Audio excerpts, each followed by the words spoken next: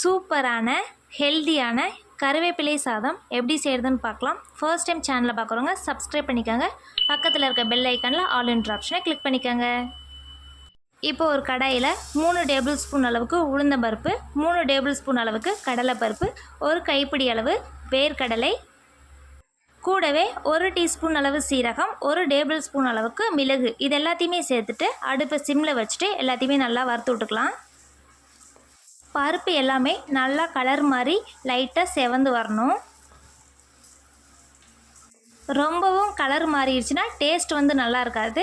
இப்போது பாருங்கள், சூப்பராக பொன்னிறமாக வதங்கி வந்துருச்சு. இப்போ இதை ஒரு பிளேட்டுக்கு மாற்றிக்கலாம்.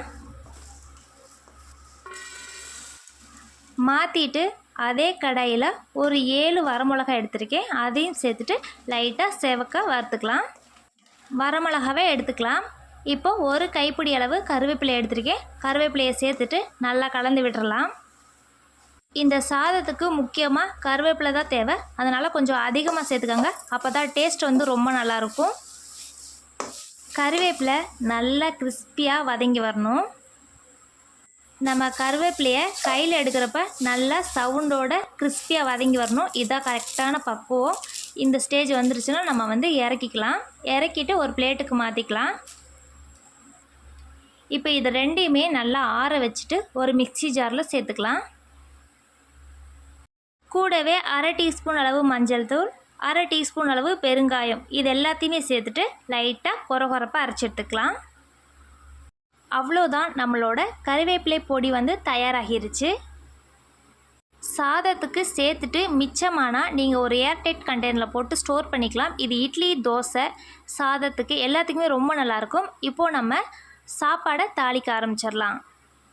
ஒரு கடாயில் 2 டேபிள் ஸ்பூன் அளவு எண்ணெய் ஊற்றிக்கலாம். எண்ணெய் நல்லா காஞ்சதும் 1 டீஸ்பூன் கடுகு உளுந்தம் பருப்பு சேர்த்துக்கலாம்.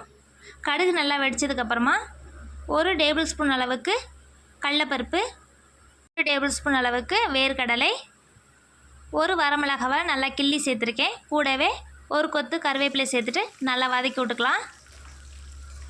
பருப்பு எல்லாமே நல்லா செவந்து வரணும். இப்போ நல்லா செவந்து வந்துருச்சு. இப்போது நம்ம வடித்து ஆற வச்ச சாதத்தை சேர்த்துக்கலாம்.